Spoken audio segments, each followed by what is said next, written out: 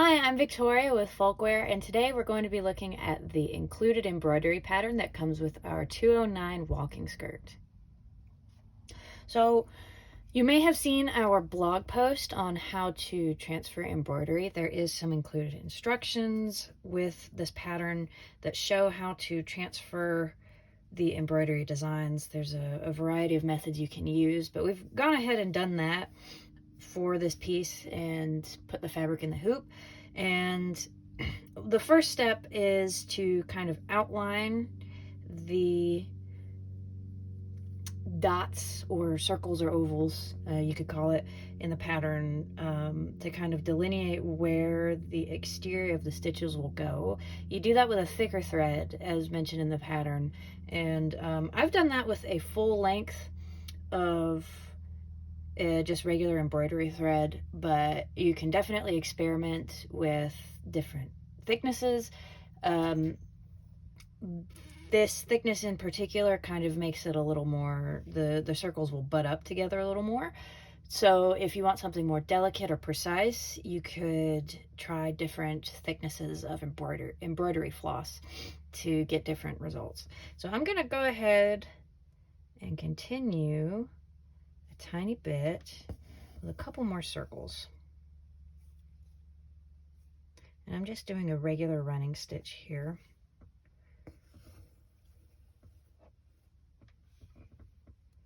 You will notice that I'm not certain if the transfer is showing up so clearly on the fabric because it is a little bit faint, but you will notice that some of the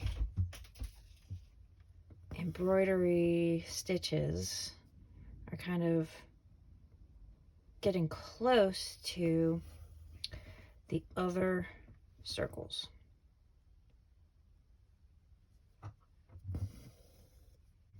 And I'm going to hop down to do a couple of the inner circles as well, just for the sake of demonstration. I'm not going to do the entire piece. So something that the pattern recommends, forgive my sloppy handiwork, I'm not primarily an embroiderer. Something that the pattern recommends is taking little tiny stitches to kind of hop from piece to piece as you go.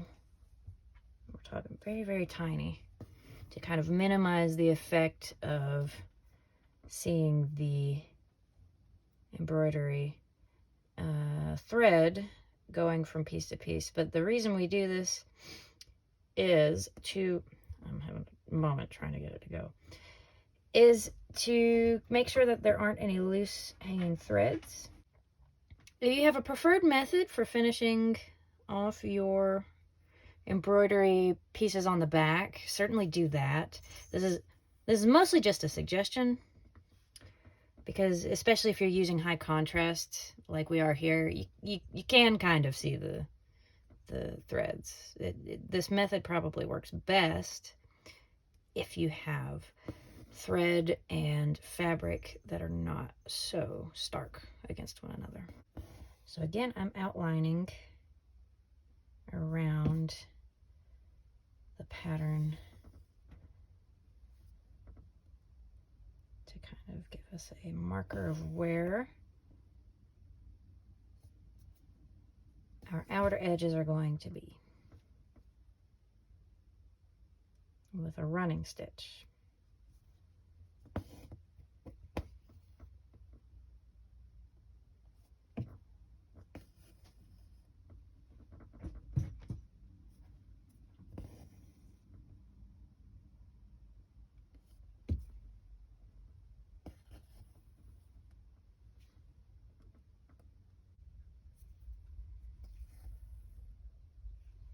Okay, so I've got my basic outlines done, and what I'm going to do now is, secure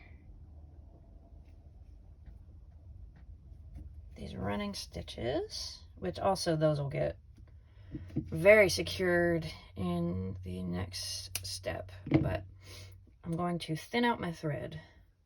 And I'm just going to use it for this demonstration. Again, I'm going to use about half. So if each strand has 6 threads in them, I'm going to use about 3. I'm going to switch my needle too for delicacy's sake. Okay, so we've got some working thread now. And I'm going to start on one of these larger ovals. And you want to start out along the line, the exterior line. So that's kind of why we have these running stitches, because we're doing a buttonhole stitch, and the buttonhole stitch starts on where you want the outside to be. So effectively, we're going out around these exterior running stitch circles that are kind of implied by them, and back in through where the marking is for the pattern transfer. So we're pulled through, and then the next stitch we're going to do, we're going to put the needle in and bring it back out where we want it.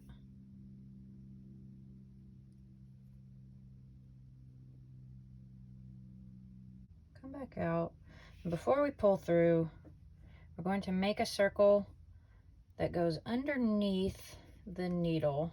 So we're kind of making a knot as we pull it. We want to be sure to hold on to the back of the thread, especially for this first stitch. And pull through. And then pull it back upwards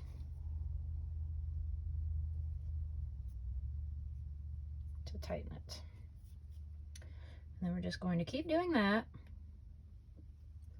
all the way around the circle.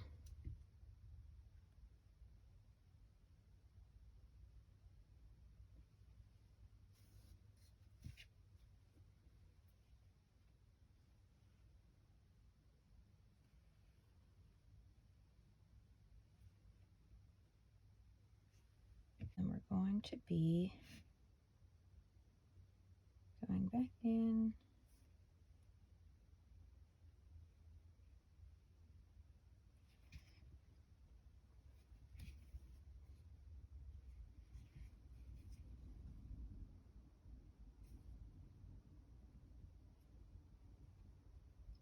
Making sure to have the thread circled around the needle before we pull through. Like that. And if you're kind of slick about it, you can automatically have it ready when you pull through, so you don't have to wrap the thread each time.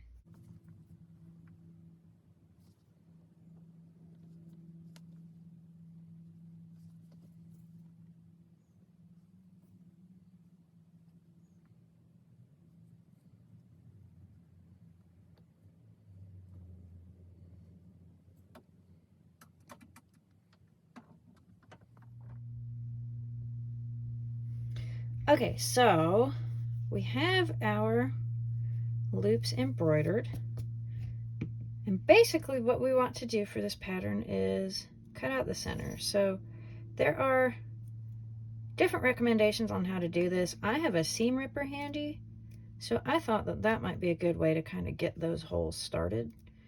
And then you just kind of want to cut away very carefully these interior bits of fabric. Of course, you want to be careful not to get the embroidery you've just done in your scissors.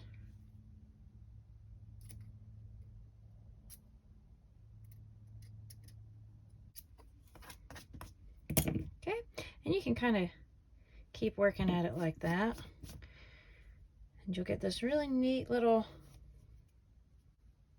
window effect.